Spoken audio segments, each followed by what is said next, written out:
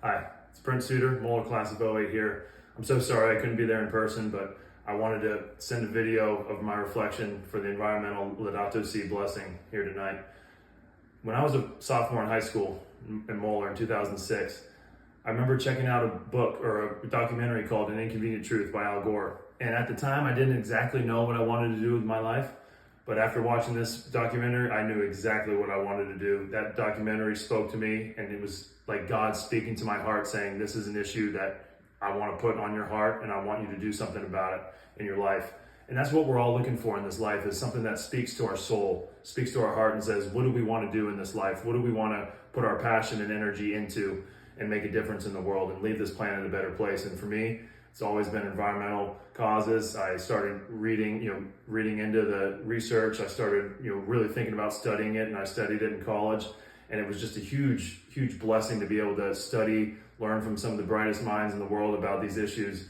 And although baseball kind of got in the way here, I've used my baseball platform as a way to get involved with so many organizations like Players for the Planet, Eco Athletes, Ocean Conservancy.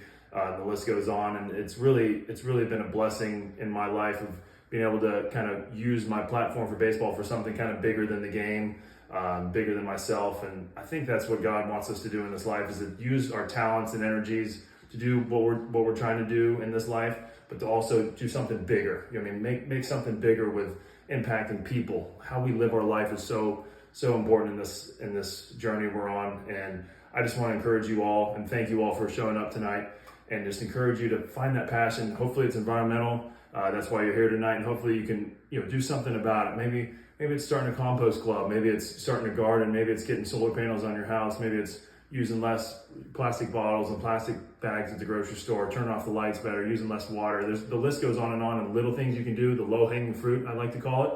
And then you move into the bigger steps, and you move into big organizations and big movements. And ultimately it takes the people kind of making and demanding a change at the higher levels of government and business policy that will really help us get to the planet and get to the system and society that we want to live in that's sustainable. So again, thank you so much for coming today.